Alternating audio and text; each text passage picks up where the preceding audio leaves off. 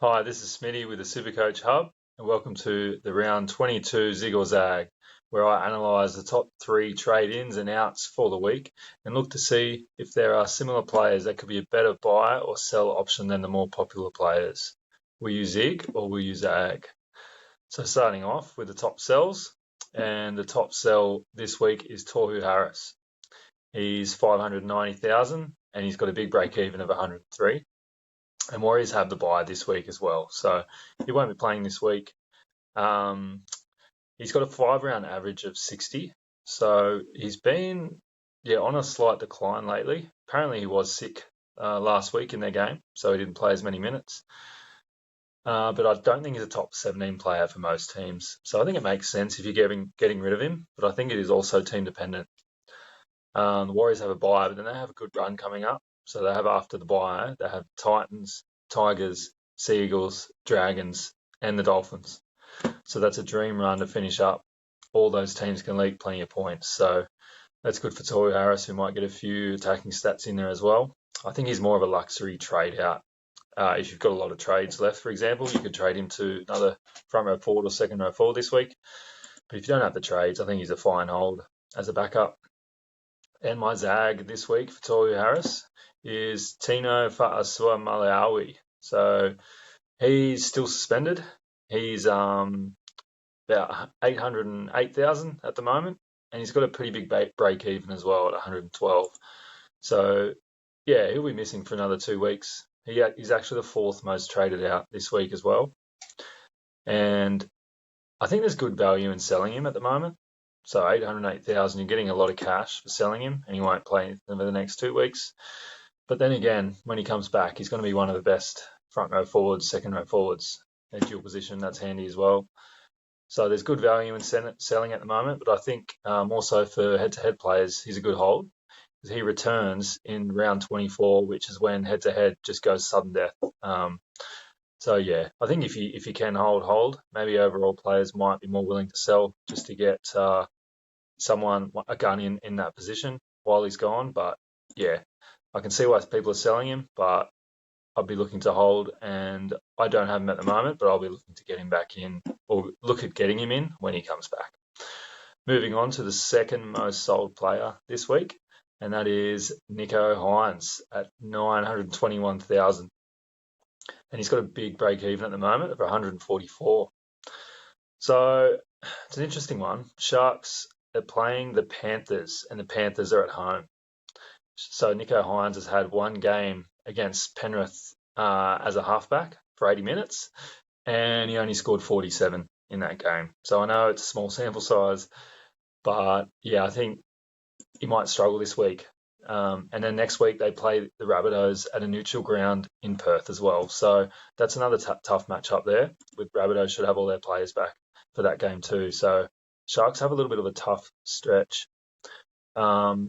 But following those two games, the Sharks have Titans at home in round 24. Then they've got the Cowboys, which will probably be a hard matchup. And then their last two games are Knights and Raiders. So I don't think the end of the season for the Sharks is too bad. Couple of tough games now, but yeah, they end the season pretty well. So I don't know. I think it's only for the bold to sell Nicho Hynes. I mean, he's averaging 99 this season. He's got a 3 round average of 89 and a 5 round average of 110. So we're sitting here thinking, oh, Nicho Hynes hasn't been doing much lately. He's still got a 3 round average of 89. Like, it's crazy. So that's when Nicho underperforms, but he's still killing it. And I actually had a look at all the stats. So for Nicho's stats against all his final opponents as a half in 80-minute games, he averages 80 points. So it's an interesting one. So it's not kind of near where he usually averages, which is higher, but 80 points per game is still pretty decent. I think Sharks will hit back. They've been struggling lately. I think they will play better from now on. He might not score great this week, but yeah, I own him. I won't be selling him, but it's a definite look if you're looking for a pod option. So good on those who will go that route, but yeah, not for me. But yeah, he's a hold for me, but people are selling him. So my Zag for Nicho Hynes this week is Sean Johnson, and he's at 769,000 with a break even of 43. He's the third most traded out player as well this week. So looks like coaches are getting off the two big halfbacks there and trading in Nathan Cleary by the looks of it. And the Warriors have a bye this week. So Shaun Johnson won't be playing, and it's perfect time to trade out Shaun Johnson and get Nathan Cleary in, for example. The Warriors do finish with a very strong run, though. As I said for Toll Harris before, they play Titans, Tigers, Manly, Dragons, Dolphins. And you generally looking at players who can score attacking stats against weaker opposition. So Shaun Johnson, he'd be a good hold for the rest of the season. It's just annoying because the other two gun halfbacks they average so much that it's hard to kind of look at the third best option. But he's worth a look, worth a hold for a pot option for the run home, especially if you don't have many trades left. SJ has an average of 77 this year, but he's got a 3. So, he's just in form at the moment. 5-round average of 83 as well. So he's kind of getting better as the season goes on, to be honest. And Shaun Johnson against finals opponents, he averages 70 against those. So I didn't look at it. Maybe some games he might have got injured or stuff like that. But that's just overall. He's averaged 70 against finals opponents, which is good. So he's worth a hold as a pot option if you do want to go against Nicho Hynes or Nathan Cleary, the top two in those positions. So moving on now to the fifth most traded out, because I mentioned the fourth top traded out. So Jareem Bula is the fifth most traded out, and he's 501,000. So he's got a 5-round average of 44. So he pretty much bottomed out in price with those low scores of recent. There's not really any value in selling now, so you won't get too much for him, unfortunately. But there are just so many better fullbacks at the moment. And I think you're losing out on a lot of points if you choose to hold Bula in that position. There's just so many better scoring players there that I think he is a trade out for someone scoring a lot more points. Luke Brooks is back this week, though, for the Tigers. So, I mean, when Luke Brooks and Api Coruscant, the hooker for the Tigers, when they, I think they got injured, but then Bula's points started going down. So that can only be good for Bula, I think. They have a soft draw after South this week. So they play South this week in a tough matchup, but after they have a bit of a soft draw. So, I mean, if you're really low on trades, you might hold, and as a pot option, just keep him. But points win Supercoach, and there's way more points on offer elsewhere. So I think he is a good sell. And my Zag for Bula this week is Clint Gutherson. He's 904,000. Who would have believed that? He's doing well this year. He's got a break even of 120. He's currently the 6th most traded out. So coaches are getting off him at the moment. He's just been killing it with a 5-round average of 113.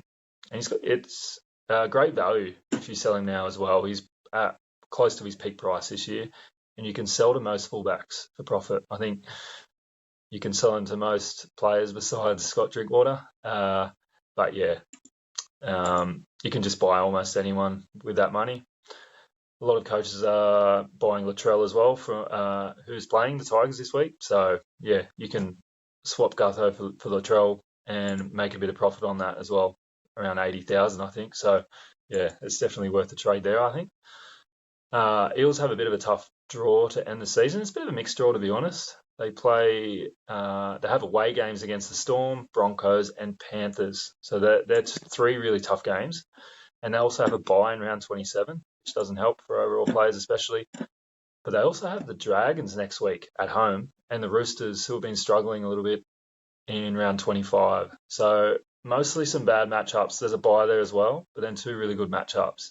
So if you're holding Gutho this week, you definitely hold for that game against the Dragons next week, and then look at selling after that. But I think he's a good sell this week. So moving on to the top buys of the week. So this week, no surprise, top buy is Nathan Cleary, and he's 821,000, and he's got a big break even still at 156. He came back from injury last round against the Bulldogs. He didn't play outstandingly, just did the job, They scored plenty of points, but Cleary got a couple of try assists in there, I think, but didn't do anything amazing. He plays at home against the Sharks this week, who are struggling. I mean, they might bounce back. Sharks have been really bad the last few weeks, except that last 15 minutes against Manly. they put on a charge last week. The Cleary averages 81 against the Sharks. So that's a pretty good average against them. So he's a captain option. They're back at home as well. Yeah, I think Cleary's he's a good trade in. I mean, he's been one of the best halfbacks the last few years. So yeah, why wouldn't you get him for the run home? And Panthers, 4 of the remaining 6 games are at home, and the 2 away are at the Sea Eagles and the Titans. So it's a pretty good run to finish up as well. And the away games aren't too hard either. Well, I think it's scary not to own him. Whenever I've not had Cleary in the past, I don't like watching the Panthers games because he just looks likely to do something with every touch. And he's also a captain option every week, especially in against those weaker teams. And yeah, that can just hurt you even more if you don't hurt him if you don't own him. And yeah, it hurts you if you don't captain him as well. So yeah, I think it makes sense for him to be traded in. And my zag for Nathan Cleary this week is little pod, Daly Cherry Evans. And he's 610,000 at the moment, and he's got a break even of 42. He's a huge pod option. So he's only 4% owned. Scored a decent 109 last week against the Sharks. Played really well. He has been a keeper of the past as well. He's nearly $200,000 cheaper than Cleary. So if you can't afford Cleary and you don't want to mess up your team as well getting Cleary in, don't have many trades left maybe, and yeah, just don't have the money to fund Cleary, Cherry Evans is a nice cheaper option there. And in 2021, Cherry Evans' run to end the season, in the last 10 games, he had an average of 109. That is huge as well. That was with Turbo in the team, I must add, and that was when Turbo was killing it. So, yeah, there's no Turbo to end the season this year as he's injured. So, yeah, I don't think DCE will be going to those heights, but, it's just an interesting stat. He could end this season on a high.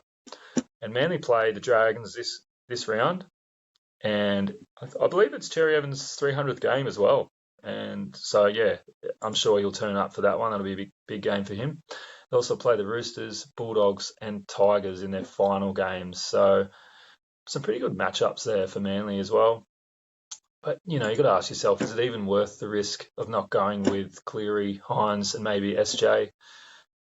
Oh, I don't think it's worth the risk. I don't think you should muck around with that spot as the two top halfbacks and SJ, they're averaging so highly. It's a bit of a risk going anyone else other than those 3. But yeah, I'm just putting it out there, something to think about. Moving on to the second most traded in play this week is Latrell Mitchell. He's 814,000 roughly, and he's still got a break even of 135. Last week he didn't play, so his break even's pretty much the same. So yeah, hopefully he'll take the field this week for anyone who got on him before that game. He's got an 80-point average this season, so he's doing pretty well. Souths have a great run home. So they've got the Tigers, the Sharks, might still be struggling, the Dragons, the Knights. Then they have a bye, which is tough, especially for the head-to-head players out there, because that's the final of head-to-head games for most of them, and then finish on the Roosters. So it's a really good run for South Sydney, besides the bye. And we all know Latrell Mitchell finished last year really strongly. He averaged 97 points per game when he returned from injury. So he could do the same this year, could return from injury and just go crazy. We don't really know that. So, yeah, Souths have a good run. Latrell Mitchell's proven gun at fullback. So definitely good trade in for me. And my zag this week for Latrell Mitchell is Reece Walsh. And he's 666,000 now with a break even of 85. He's the 5th most traded in play this week. And he played really well last week. He had a strong showing against the Rabbitohs with a 111-point score. So even against the better teams, he's traditionally this year he hasn't scored that well against top 8 teams, but Rabbitohs were almost back to full strength and he put on a good show against them. Maybe the suspension has done him good. Who knows? He had a few games off there. Maybe it's helped his discipline. We'll see.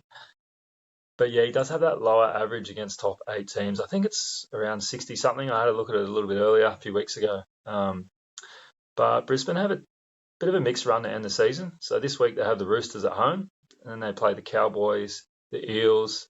They do have a bye in round 25. and then finish with the Raiders and the Storm in the final game. So some good ones in there, and mostly some tough games though, and a bye. So yeah, I can see why people would go Reece Walsh. He's fairly cheap for what he's produced this year. I just noticed a couple of other options as well, a couple of other Zags in James Tedesco and Dylan Edwards, who are James Tedesco, Teddy. He's 700k at the moment, and Dylan Edwards has dropped down to 591,000. So if you think either of these will go well, they're other good trade-ins as well at fullback position. Now moving on to the third most traded in player this week, and it is Cameron Murray. So he's only 533,000 and a low break even of 13. And he has struggled this year. His points just are down. He's been a former gun in other Supercoach seasons, but yeah, this year minutes are down a little bit, but his points are down quite a lot. The last two scores of 86 with a try and 76. So he's hit some form again. We don't know if it'll keep up, but if he does keep it up, he's priced very well. So I could see maybe people were going Toru Harris out for Murray, which I think is a good trade. And yeah, it's a cheap price for Murray. He's usually up around 650,000. So yeah, he is very good value buy at the moment, and he'd be a play in your 17, I reckon, from now until the run home, with Rabbitohs having a good draw. But you never know, he could fade off like he did earlier in the season. It is a bit of a risk, but yeah, that's what Supercoach is, isn't it? He's a proven gun. I mean, I think he should bounce back. Rabbitohs need to make the 8. Yeah, they're kind of hovering around the 8 at the moment, so they need all their big players to play. So I think he should bounce back, do more work, play more minutes. So yeah, I think he's a good trade-in. And my Zag this week for Cameron Murray, bit of a left field one, is Nat Butcher. He's 652,000 with a break even of 92. He's a big pod if you're looking for a pod. He's only 3% owned. In 80-minute games this year, he's averaged 66. That's pretty decent. Roosters attack are looking better. Last week I watched the game. They scored 36 points against the Titans. Nat Butcher had a try as well. So yeah, I mean, if you think Roosters attack's going to get better, he could get some attacking stats as well. He does like the try line, scores a few tries. And he's averaging 57 in base points this year. So that is decent. That's a good floor. You're not going to get burned by him. And Roosters have a decent draw to finish up. So they've got Broncos, Sea Eagles, Dolphins, Eels, the Tigers, then the Rabbitohs in around 27. So that's a pretty decent matchup. You could wait a week on him. With a biggish break even, 92, he might drop a little bit more cash if you can't afford him. If you got a Toru Harris, you could wait till next week and sell Harris to Nat Butcher. It is a little bit of a sideways trade, I think, but it's if you're like a pod hunter, it's a good one, I think. And yeah, he looks real good. Strong work ethic, and yeah, can find the try line and attacking stats. And a couple of other options as well is I noticed Corey Horsburgh, who's got a 5-round average of 70. He's doing pretty well at the moment. And Isaiah Yeo as well, 5-round average of 76 for him. So he's finishing the season well. So yeah, that's all for this week, Zig or Zag. Thanks for watching, and good luck with your trades this week. Cheers.